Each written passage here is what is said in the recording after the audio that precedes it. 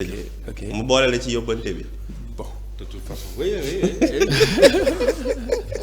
Alors, on va se tourner du côté de monsieur Tidiane Seck, comité pour la défense des intérêts de Sangué. Les intérêts de Sangué sont menacés? Ouais, les intérêts de Sangué sont plus que menacés. En quoi? On est menacé par le foncier. Sànq ñu ngi fi doon wax ay deal ñu ngi fi doon wax ay luubal ñu ngi fi doon wax ay actions yi du genre loolu moom moo xew Sangué parce que ñun dañoo am benn maire boo xamante ne mu ngi ci commune bi depuis 2009 il est le maire Alioune Sarr dafa andiwaat projet parce que andi woon na fi ay projets yoo xamante ne day informer population yi rek population sont pris au dépourvu notamment am na benn lu ñu naan cité Diobass ba fa nekk nii ñun xamuñu de quoi il s'agit quel est l'intérêt de la commune population yi maanaam dañoo gis ñëw rek gis mbir mi bi yoon nag dafa andi benn projet mu tuddee ko Diobass Smart City projet bi c'est plus de 340 hectares boo xamante ne mën naa ne maanaam réserve foncière Sangué wala Diobass fa la ko bëgg a def population bi ils ne sont pas en tout cas impliqués parce que déjà dialogue wut ak population yi réunion wut ak ñoom dafa ñëw andi leen projet bi à chaud woote réunion lu ko neex lay wax def nañu réunion ak waa Sangué une réunion donc de 8 heures de temps d'horloge réunion bi jeex en queue de poisson amul dara lu ñu retenir on est ni pour le oui ni pour le non à plus forte raison sa population bi ils sont dans le non parce que d'accord ñu woon ci projet bi xamuñu lu mu andi xamuñu ci ñun suñu njariñ réunion ba d'ailleurs bu ñu koy def dañu déjà réunion la c'est pas ouvert à la presse ñun dañuy réunion suñu biir bi ñu defee conclusion population bi am lu mu tënk xëy na peut-être ñu wax ko presse léegi jour boobu réunion bi amut lu ñu tënk donc presse amu ko ci wàll ñu ne waat dañu war defaat yeneen session de réunion ak yu mel noonu moom mu jàll ci gannaaw dem woo ay bailleuram xam nga fu ñu dëkk fu ñu jógee démb le 20 mu andi foofu noonu ñooñu pour def pose première pierre ak inauguration de son projet population bi nag soulevé wu ñëpp jóg dëkk bi démb kenn jàngu fa élèves yi population bi jigéen góor mag ak ndaw ñëpp jóg dem ci site bi léegi à notre grande surprise gendarmerie ñëw fa jàpp aussi suñu ay naataangoo ñoo xamante ne ñun ñoo bokk ci comité bi suñu coordinateur jàpp nañ ko ak 5 autres personnes ñu nekk 6 yoo xamante ne ñuy commissariat de la gendarmerie de Noto ce qui est vraiment déplorable di leen wax ne ñun ci dil yooyu la ñuy dundee au niveau de Sangué. dañoo am yaa ngi wax ne bii du premier bi moo doon Diobass. Cité Diobass. Cité Diobass moo nekk premier projet ba mu fa andi. kan moo doon jaay kër yi ak nan la demee yooyu yëpp. moom la ak ay partenaires am. partenaires yi ñoom ñoo daanaka mën nañ ne ay promoteurs immobiliers lañ pour vous dire que ñun xamuñ ci lu ci xaw sax mënuñu la wax si partenaire bi ni la tudd ça veut dire que c'est masqué aux gens. seen compte lañ joxe à des personnes étrangères ñuy jënd en ligne di ngay jékki-jékki gis tabax bi pare nit ñi dugg. ci surface boo xamante ne forêt classée la dëgg la mais c'est dans notre commune quoi qu'il advienne population war nañ leen informer war nañ leen impliquer ñu am donc ne serait-ce que les RSE wala yu mel noonu war nañ ci am suñu intérêt mais gisuñu dara ci loolu amuñu ko ainsi de suite moom nag li mu ci am xamuñu ko te déjà il était au pouvoir Diobass moo ko jox lépp en 2009 il n'était rien 2008 il n'était rien 2009 mu nekk PCR à l'époque avant la décentralisation ba tey ji 2014 mu nekk maire depuis lors la population lui a tout donné Diobass lépp la ko jox amul lu ñu ko bàyyi ba mu nekk ministre de 2012 booy Macky Sall di wàcc léegi il ne reste que quelque temps mën nañ ne 1 an 2 ans au maximum mu dem parce que mairie bi xam na ni du fa amati dara parce que les élections passées jëlu fa dara du benn bureau de vote la gañ léegi lan moo ko dese léegi s'approprier vraiment donc en tout cas des valeurs donc de la richesse foncière du Diobass. non ma jox la benn éclaircissement benn point bu ma lay dimbali. te tu sais c'est un ami à moi ñoo dëkk Parcelles ñoo dëkk Mbour que je connais très bien mais il a fait des erreurs erreurs yi mu cumulé mooy c'est-à-dire après quand Diomaye a pris le pouvoir là xam nga Sénégal dañ doon mbooloo mi ñoo daan fal président kenn mais Sénégal nguur gi fi nekk kenn moo fal mbooloo mi quoi muy Sonko moo fal population bi mais amoon na fi problème mu chèque sans provision Alioune Sarr bi ñu ko heurtalee si kii bi commission bi il a donné un chèque sans provision gars yi écrasé ko léegi il est obligé mooy li mu fi doon wax keroog rek da nga boo aligné woo rek ñu bàyyi la c'est pas normal léegi il s'est aligné si ñoom léegi il est obligé de trouver des partenaires pour avoir de la finance pour pouvoir s'en sortir léegi nag ñoom ñoo koy appuyer c'est pas normal tar nañ parce que boppil Aliou Sarr ku ko xam ko ak séeréer yi Aliou Sarr il a grandi à Mbour 1 waa Jabaas la mais ñun ñoo bokk benn koñ plus de 30 ans ñoo ne ensemble ñoo dëkk donc ni on se xamante na mais waa lu mu am séeréer ko jox. c'est sûr da waroon na delloowaat séeréer yi. lépp lañ ko jox lépp lañ ko jox. je parle sous le contrôle de Pape Diouf que je salue de passage, capitaine mooy son bras droit là son ami qui est professeur au lycée Amary Ndak.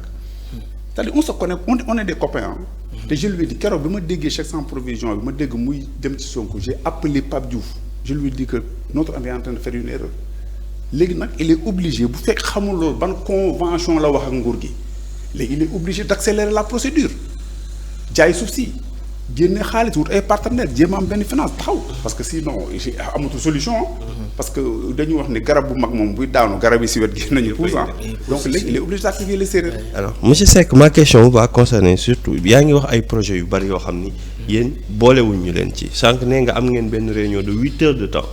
boo xam ni queue de poisson la terminé ce que je veux comprendre mooy bu projet bi di tàmbali lañ leen di woo ci réunion yi wala dañuy annoncer projet bi ba pare woo leen ci waxtaan. xam nga d'habitude délibération bu amee au niveau donc communal les délibérations doivent être publiées manière d'informer les populations de ce qui se passe ou bien donc de ce qui va se passer ñun déjà ñoom délibération au niveau des mairies dañ koy làq. pour commencer code bi waxul sax publier affiché la wax. affiché très bien donc code dañ ko war afficher. pour que tout le monde soit au courant mais ñoom non seulement dañ koy làq ñun ñooy def yi pexe ba xam li xaw. léegi loolu bu ñu ko amee ci délibération lañ def dañ créé comité bi on l'a créé le 30 mars passé bu ñu créé pour comité bi ñu def point de presse ñu ne gis nañ délibération de 342 hectares fii Sangué loo xamante ne nous on n'est pas impliqué ni concerné bugguñu ko nag pour commencer donc on dit non à ce projet lu tax parce que ku ñu naan ku ndóbbi rey sa maam. loolu boo gis lu ñuul daw dafa am lu fi xewoon. te biir Sangué gis nañ fa aussi ay chinois implanté wu fa lu tax ay surface lañ leen jaay ngeen ñoo leen ko jaay on ignore lu ñu fay liggéey ñun xamuñu ko la population aussi n'est pas impliquée liggéeyu fa def fa dara c'est des dangers mën nañ ko tuddee. ensuite délibération bi bu mu ñëwee ñu def suñu point de presse ci la ñu soxlaa jot. après point de presse bi. ci lañ leen wooree ñoom. moom ci la ñu soxlaa jot pour ñu daje rencontrer wu. ak effectivement ay naataangoom ñoo xam ne ci dëkk ba lañ dëkk ñu woo ñu benn samedi ñu nekk fa de 8 heures à 15 heures waxtaan gauche droite amul luñ tënk amul ci luñ d'accord on est vraiment parti comme ça en queue de poisson. lan la lay wax ni moom la fay. lan la wax mooy dafay def ay projet d'abord d'habitat stade dafay def ay centre de formation de jeunes mais ay wax kese la xam nga projet balaa dara sax. yow nga convaincre nit ñi impliquer nit ñi ñu gis ci seen intérêt mais 300 et quelques hectares nga jël ko loo xamante ne terrain bi suuf si jeex na parce que bu Joba Sangué boo xoolee donc l'aéroport à quelques encablures loolu donc fa des. ce qui nous lie à l'aéroport loolu boo ko jëlee et la réserve donc foncière jeex na les jeunes bay Sangué bay lañ xam séeréer si xamul lu dul bay ak sàmm ak yooyu ñun fan la ñuy tijjee ko on a plus de moyens on a absolument rien. le conseil municipal dans tout ça. le conseil municipal ñu ngi fa mais entre guillemets ce sont des gens yoo xamante ne c'est les mêliers. il était ministre depuis longtemps xam nga Sénégal la corruption ça va partout ak nit ñi léegi nu mu demee lubal bi ñu wax sànq sénégalais mën na sax jaay ngorom parce que intérêt mi ngi nii xaalis a ngi nii entre autres. et qu'est-ce que votre combat dafa am ay plans yu ngeen déterminé pour gisee ak ñenn ñi vous avez dem ngeen fenn fii parce que depuis lors je vous vois dénoncer def génn ngeen def ay dox ñaxtu pas plus tard que hier yaa ngi koy wax léegi bi am ñu jàpp ci lan mooy seen plan d'action pour pouvoir am ngeen ko. ñun plan d'action yi c'est d'une manière séquentielle mënuñu élaborer ñu lépp fu ñu toll rek la ñuy élaborer benn plan d'action lu jëm ci loolu parce que déjà def nañ ay communiqués on a rencontré également les autorités compétentes. comme qui. ne serait-ce que ay l'urbanisme on les a informés ministre de l'environnement aussi on a écrit une lettre je ne sais pas ndax ñoom jot nañ ko mais ñun ñu ngi bëgg bépp autorité bu nekk Sénégal boo xamante ne yaa ngi yëngu ci mbiru suuf rek. vraiment nga ñëw Sangué laaj population bi. au niveau du gouvernance. au niveau de gouvernance et information bi dem na fa mais nag j'avoue que jusqu'à présent en tout cas au moins à mon niveau benn parce que ça fait partie des plans d'action d'ailleurs xam naa ne fa lañ jëm mais àgguñ fa là moom je peux le dire àgguñ foofu noonu pour le moment mais instant yii nii instance yëpp dañu bëgg vraiment dem jusqu'au sommet bu ñu mën a rencontrer président Diomaye sax suñu mébét la wala le premier ministre Ousmane Sonko. maintenant yéen Diobass li mu fa bëgg a defee am na stade. Diobass amul stade terrain municipal la fa ne. benn mur la rek benn mur kese fa am. problème bi mooy projet yi da ngeen koo soxlawul wala ni muy dérouler projet moo baax. non seulement que projet bu ma fa andi Diobass bu commencé ci cité Diobass yi Diobass amu ci dara moom li mu ci am moo ko ñor mën nañu ko tuddee noonu kii nee na xam na ko mais man mën naa ne sama nijaay la may nekk étudiant en 2008 bokk naa ci ñu ko jàppale woon à l'époque comme PCR parce que bu fa nekkoon c'était pas ça mais 2009 2010 ñu gis ne kii nii vraiment ça ne va pas man ci laa génn ci moom je peux dire ça samay morom bëri nañ ci mu nga fa de 2009 à 2025 il est ministre de 2012 à 2025 amul lu mu fa def lu dul boppam am na fa ay toolam ñoo xam ne toolu Alioune Sarr ngee am na fa ay këram ñoo xam ne këram a ngeenee mën nañ ne ay château entre autres léegi et Diobass dans tout ça duñ kon du ñun mën nañ jàpp ne comme ça waaye lu mu wax sànq dafa soxla financement xëy na pour yëfu boppam mais pas Diobass. est-ce que projet yi da ngeen koo soxlawul. soxla nañ projet impliqué wu leen ci. ngeen xëy rek gis affaire moo leen may. pour commencer projet Alioune Sarr Diobass soxlawu ko parce que la population n'a plus de confiance à la personne Diobass amatuñ confiance ci moom am na fi ay projet benn ñaar moom moo ci enrichir ñu gis ko ñun suñuy bët mais Diobass amul lu mu ci gañ donc projet Alioune Sarr vraiment c'est pas donc le souci de Diobass. je ne coupe pas la parole mais Tafa man li ma comprendre mooy même su fekkente ne ñoom ils ont besoin de ce projet ni mu koy doxalee ça les arrange pas parce que y a plus son intérêt que l'intérêt de la population te on doit privilégier l'intérêt général mais il privilégie l'intérêt personnel deuxièmement bu fekkente ni depuis 12 ans 15 ans 20 ans yaa ngi ci benn commune te à chaque fois commune da la jàppale mais xool seen bopp gisuñu seen bopp à 2% ce pouvoir amaloo leen njariñ même loo moon boo ànde woon jamaa sax amul leen njariñ ndax dañuy xam ni la sa ginnaaw yow sa intérêt moo fa ne te y a des gens c'est-à-dire heureusement que li ma wax rek les gens là sénégalais ñi ngi yeewu auparavant politique boobu moo fi amoon c'est-à-dire les Alioune Sarr les Farba Ngom les gens là ils utilisent les mêmes stratégies qu'avant c'est périmé c'est-à-dire loi bi dafa périmé ñoom seen système dafa périmé. léegi waaw boobu amatul. léegi nag boo ko bëggee. faaw ñu update ko. voilà léegi faaw ñu update ko c'est-à-dire léegi le problème mooy xam nga soo seetloo actuellement ni Sénégal man damay kontaan xam nga tax damay gis ku mel ni Tafa wala ku mel ni le jeune là wala ku mel ni Ismaïla ay xale mais seen su ma leen dégloo c'est-à-dire damay gis Senghor ay 74. il raisonnait comme ça te instant yii Senghor mag la woon ñi ko waroon Senghor.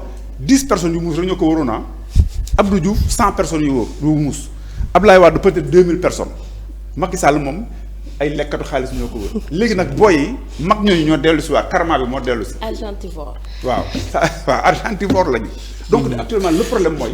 le projet de Diobass xoolal te li nga tund woowu toolu chinois boobu nekk toolu espagnol boobu. c'est ça. ñi la xam ne lu ñu si profité ay manœuvre lañ fay jël. kese 1500 2000 délibération la. lan ci tool bi. waaw délibération la ba pare. délibération ba c'est le contrat le protocole population bi xamuñu ko. non ëllëg météo wante ma leer la si leen. voilà tool boobu lii nii masque la quand le masque s'enlève ay hôtel lañ koy def pour aéroport bi. ah ouais. parce que suñu perspective ñun xam nga le problème c'est quoi c'est-à-dire xam nga le mal il faut l'éradiquer à la base te pour comprendre une chose. Quand tu regardes la chose comme ça doo ko comprendre. Je dis aux gens boo yi may coacher je les dis que n'écoutez pas les mots écoutez les idées. lees waxul. waaw lees waxul nit bu waxee. déglu idée bi parce que côté boobu tool amu fa njariñ. vraiment. Thiès laa wax. tu es à 18 minutes de l'aéroport de Diass. sur l'autoroute foofu boo fa nekkee da ngay mën a tu es à 5 minutes de l'aéroport. te xoolal ñi tramway baa ngi ñëw dañ koy connecté. tali bi ñu connecté ko. tu es à 10 minutes de l'aéroport. plus cimenterie bi à côté. ak cimenterie bi c'est une zone industrielle. daje ngeen ak bailleur bi wala fournisseur. bailleur bi dajewoon gisuñu ko xamuñu ko pour vous dire man dama jàpp ne sa waay dafa soxla dara daar moo tax faaw mu inauguré daar xëy na mu am ci dara daar vraiment tuer les populations s'enrichir sur le dos des populations. Parce que votre comité compte combien de membres ci bi ngeen recensé au niveau de Sangué? Ce comité c'est légitime dans le village. Tous les villageois vraiment donc veulent être même membres du comité. Pour vous dire que et il faut les répertorier, c'est important. Non, si on a le répertoire des membres, on l'a effectivement. Mais c'est tel parce qu'il y a déjà notre marche d'hier. Ça a drainé vraiment une foule immense. Elentine bi ànd nañ fa. On a écouté la population. on a compris beaucoup de choses c'est-à-dire actuellement nii c'est-à-dire l'argent liquide léegi fa xoolal danañ ko signer contrat bi danañ ko taxawal xaalis génn. Mati pas de question. man sama question ma lay poser mooy comme yéen gis ngeen ne que peut-être Alioune Sarr am na intérêt bu làqu ci projet bi nga xamante ne nii bëggal na ko waa Sangué te yéen gis ngeen ni kat muy stade muy habitat moderne yi ngeen wax que ne bu ko fa defee yéen itam di ngeen ci am seen intérêt est-ce que du ngeen ko bàyyi mu def ngeen am intérêt moom mu am intérêt parce que stade mënu ko faa def ba pare di ci bénéficier wu plus que la population. madame ñun dañoo gëmut sax ne stade nañ ko fa def leneen nañ ko fa def. pour commencer ñun gisuñu plan bu ñu gisoon plan sax duñ ko gëmati lu tax parce que des projets du genre ñëw nañ fa tool bii ñuy wax Jobaas dina am fii dinañ réfectionner école yi dinañ defaraat route bi dinañ plan ñu bind lañ ñu bindaloon jox ñu ko tey jii boo demee pour Jobaas poussière rey la latérite bu gën a bon nag lañ fay sotti pourtant latéritu Jobaas lañ defaree autoroute Ila Touba bi. yéen jot ngeen gis investisseur bi. gisuñu ko ba tey xamuñu kan la démb la leen andi ci sa kii de pierre ba xam nga pose de première pierre ba. population bi ils étaient tous en rouge ci moment boobu lañ jàpp suñuy nit ba léegi ñu ngi ci brigade bi ça veut dire que nous on a. moom moo doon PRP amul ku mu àndal. ñu ay nitam la andi. nitam yoo xam ne ñu xonk xamuñ fu ñu jógee. mais réunion bi ngeen def kon ça concernait quoi. c'est-à-dire réunion bi c'était juste pour que ñun ñu xam lan mooy projet bi. pour commencer léegi lan ngeen mën a jàpp lan lañ leen xamal ci projet bi. ñu xamal mooy projet bi wooy mu ngi nii stade lañ ciy defar li lañ ci def en 3 places ñu ne ko mais écoute et notre intérêt dans tout ça. ñun on a besoin donc de réserves foncières pour les générations à venir waxoo ci. c'est ça benn ñaareel bi mooy nous on a besoin d'espace pour cultiver waxoo ci ñoru la nous on a besoin également par exemple d'un centre de formation parce que ku wax développement wax formation ñoru ko mais les stades na fekk yow ñu former la ca football sax xëy na amaana wala ñu former ci li nga ci benn affaire lu ko ñor mooy na Jobaas ne waaw projet mën na wax stade sa ëllëg ba dafa leneen donc nous on n'a pas confiance en lui. te le problème xam nga le problème c'est quoi présentement. gis nga bailleurs yi balaa ñu lay financer dañ lay wax nañu dem sur le terrain ñu xool population bi parce que moom mën naa mu wax leen li def lii le problème mooy consensus rek la ñu soxla avec la population bu ñu nekk ñun soxla projet bi d'accord nañu mais soxla wu yow nga bokk ci mu génn ci gérer ko leneen. coût projet bi wax nañ leen ñaata la. non ba léegi xamuñu coût projet c'est pour vous dire que c'est le nébuleux c'est ça 300 milliards lay doon. pour vous dire que le coût du projet même quelques informations on m'a dit de 50 quelques milliards. donc c'est ici qu'on a moi-même je viens d'apprendre le coût du projet à peu près chez vous. ça veut dire que nous on est juste bluffé. C'est pourquoi nous vraiment on est vraiment dans l'ignorance quoi ñu xamuñu ko. Et quelle est la prochaine étape pour terminer? La prochaine étape sera juste de voir les autorités. Ça juste également d'informer à qui de droit. La prochaine étape aussi, c'est de monter à la vitesse supérieure. Jusqu'à même si possible, que je l'ai dit tout à l'heure, recevoir le président. Le député s'est impliqué dans la situation. On l'a informé de tout ce qui se passe. On lui a dit donc de relayer l'information. Pour le moment, donc très sérieux de politiciens, puisqu'ils n'ont pas donc vraiment, ils ne sont pas dans le même parti. Je peux vous conseiller. Ouais. L'Issar, c'est la base. C'est-à-dire, il faut, vous allez voir le préfet, le gouverneur, les instances d'abord de la région. Ensuite, mais si vous voulez si ça, merci beaucoup. C'est une bonne procédure. Je vais prendre ça donc en compte. Et le message? Le message, moi, nous sommes au Sénégal, nous sommes vraiment manam. Et vous êtes prêt à aller fan ngeen ci am ci li ngeen di xex? Ñun jaral nañu lu ne. Li ni jaral nañu lu ne. Xam nga séeréer bu dëgg ci lu mu bëgg. Yaakaar naa ne da koy jaral lu ne. Ñun foofu lañ toll ak moom. Sarr on lui a tout donné, mais il veut nous détruire. Parce qu'il sait qu'il est mort politiquement. Mais nag bëgguñu bàyyeel dara. C'est ça le problème. Ce qui implique que ñun ñu ngi woo ñëpp. Képp vraiment kuy dund ci kaw suuf nga mën ñu dimbali ñu ngi lay woo nga jàppale ñu ci lii. Loolu mooy suñu mébét. Les autorités yéen a ngi ñuy dégg ngeen dimbali ñu sommes peut-être entre guillemets des villageois lañ tuddee peut-être villageois nee amuñ kattan ñun nag soxla nañ seen kattan bu nekkee amuñ ko buñ ko amee it ñëw leen dooleel ñu. On a besoin de ça. Ndox yi foofu am na branchement. Ndox ba jagu fa pour vous commencer. Sangué manque de tout. Il y a Aquatec qui est là-bas. L'année passée pareil defoon nañ marche pour la potabilité de l'eau sax parce qu'on avait déjà donc de l'eau salée. Moo fa nekkoon ñu doon naan forage bu ñu defee marche. Tiki-taka ils ont amené je sais pas le KMS 3 xam na nu mu tudd. raccordé ko forage bi ndox mi ba léegi dafa tane sax parce que boo ku boolee suukar ak xorom xamoo lu muy saf ndoxu Sangué xamoo lu muy saf garab gi gàncax gi da nga mën nga roose 10 ans gàncax gi fu muy toll noonu lay toll ce qui implique que Sangué manque de tout même l'électricité on a besoin d'extension y a problème. Et pourtant mooy maire mais lu ko ñor mooy suuf kese il n'est intéressé que par la terre lu ko war sax xamu ko lu dul suuf lu mu ci war def. Je rappelle que ñu ngi doon dalal monsieur Tidiane Seck bokk ci comité pour la défense des intérêts de Sangué par rapport ak projet boobee nga xam ne le maire am na ko. On attend aussi l'autre partie s'il désire de venir aussi pour un peu indi ay éclaircissement par rapport à ce dossier-là. Nous on est preneur. L'essentiel c'est que la porte de Prestige est ouverte à tout le monde ñëpp ñi nga xam ni am nañu ay jafe-jafe bëgg ko fesal seen i mbir fii mën nañu ko fay jaare. Merci beaucoup monsieur Seck. Merci beaucoup à vous. Merci vraiment à tous les spectateurs.